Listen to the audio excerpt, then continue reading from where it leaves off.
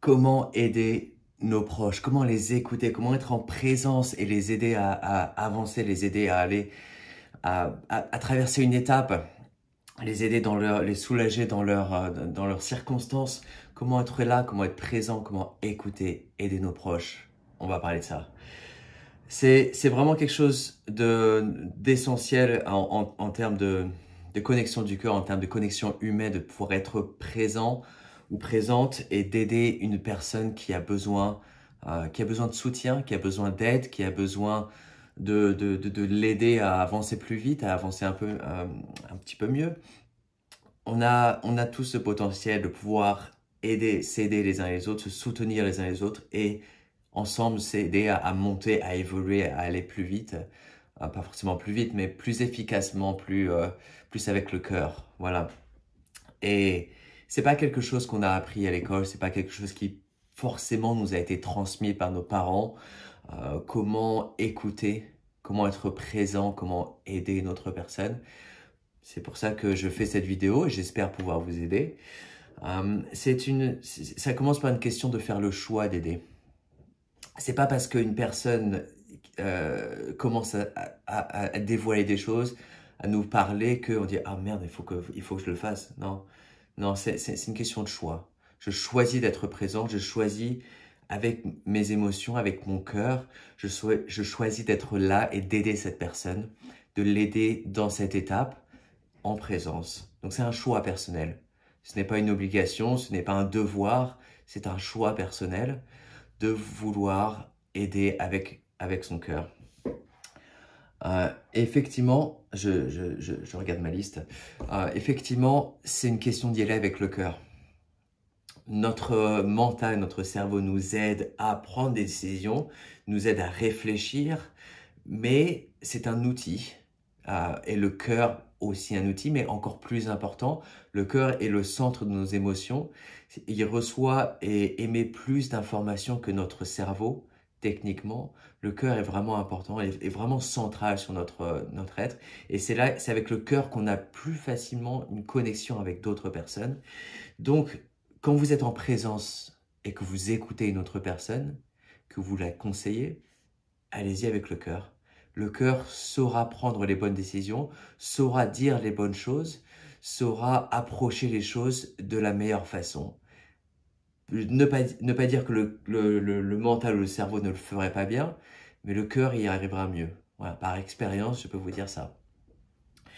Et écouter, être en présence avec une autre personne, c'est être dans le moment présent. Là, maintenant, être là. Ce n'est pas dire ah mince, il faut que je fasse ça, je dois réfléchir à ça. Ce soir, faut que j'aille chercher les gosses. Non, c'est être présent, c'est être là. C'est être présent avec cette personne-là dans le moment présent, pas dans le passé. Ah merde, ma connexion avec cette personne-là, etc. Il s'est passé ça. Non, c'est être présent. C'est une présence d'esprit. C'est là. Je vous invite à regarder les enseignements de Thich Nhat Hanh, qui est un prêtre très connu en France. Et voilà, c'est être présent dans le moment. Parce qu'il n'y a pas de futur, il n'y a pas de passé. La personne la plus importante avec qui vous êtes, c'est la personne qui est en face de vous maintenant. Et donc quand cette personne-là se dévoile, montre ses sentiments, montre ses problèmes, demande conseil, cette personne-là est tout pour vous parce que c'est la personne qui est présente là en ce moment. Voilà. Et en parlant encore de pleine conscience, si possible, ne pas trop laisser nos pensées nous déconcentrer. Ça m'arrive notamment avec certaines personnes dans ma famille. Pour ne pas citer de nom, je vais commencer à dévoiler des choses, à essayer de créer une présence, de parler. Et cette personne-là dit « Ah bah, je dois faire ci, je dois faire ça, je dois faire ça. » Non, il faut rester présent, centré dans le moment présent. Et ne pas laisser nos pensées nous distraire ou dire « Oh, je dois faire ci, je dois faire ça ». Essayez de rester connecté avec la personne avec qui on est en face de nous. Essayez de rester présent dans ce moment-là. Et c'est aussi une question de faire ça physiquement.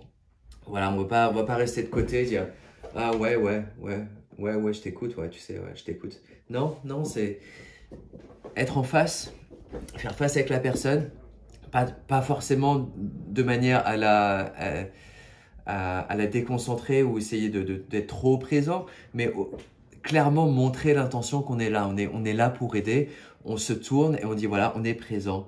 On regarde aussi cette personne-là et on fait acte de présence, mais pas trop non plus. On va pas devenir un peu...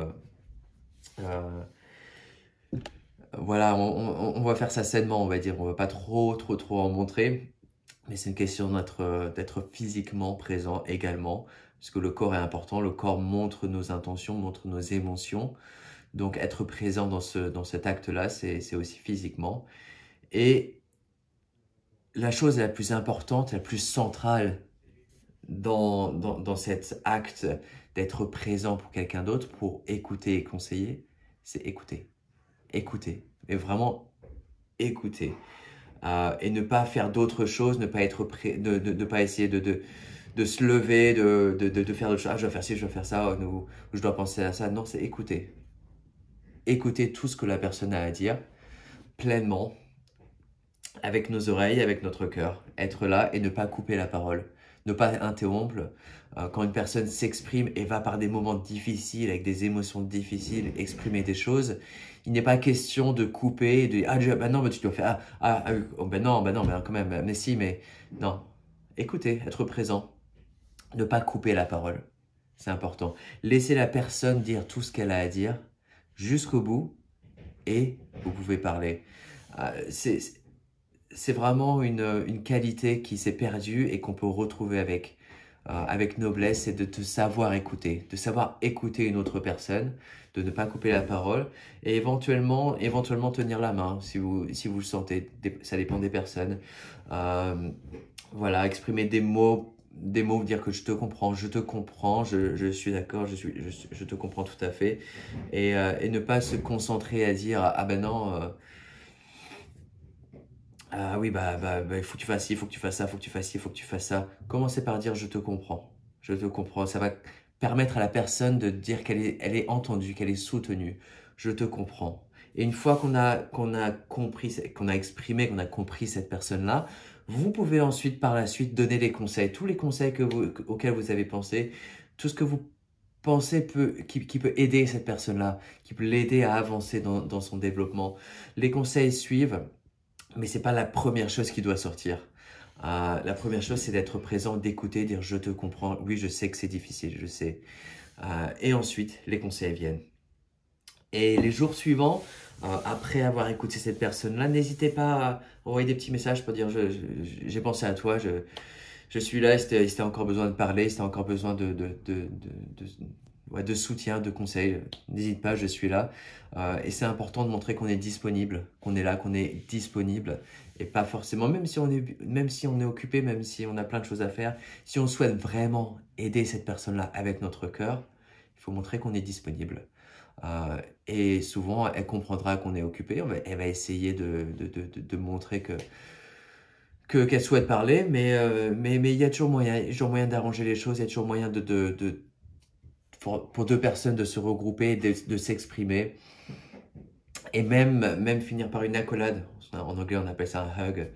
Une accolade, c'est vraiment un sentiment magnifique de tenir une personne, effectivement, de soutenir une personne.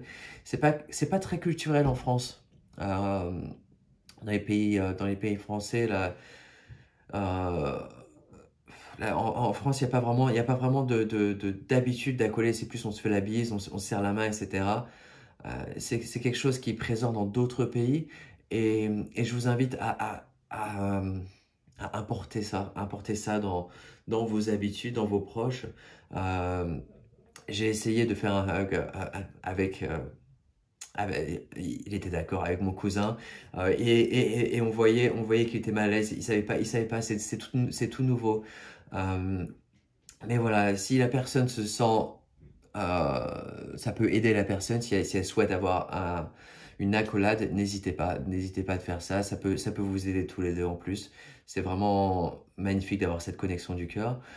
Donc voilà. Écouter vraiment, c'est la phase la plus importante. Savoir écouter. Et toutes les informations sont là dans la vidéo que j'ai faite pour être présent avec l'autre personne et faire le choix d'aider l'autre dans son chemin. Et quand on aide l'autre personne, ça va nous aider en retour parce que cette personne va évoluer, va grandir, va devenir encore plus belle, plus capable, elle va évoluer dans son propre chemin et ça va refléter toute personne autour d'elle, nous inclus, voilà. Donc, aider les autres, c'est magnifique. Merci pour avoir regardé la vidéo. Je vous invite à vous abonner à la chaîne. J'ai plus de vidéos qui viennent.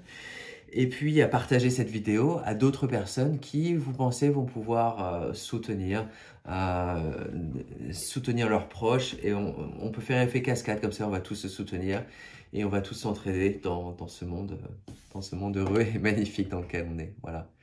Merci et à bientôt.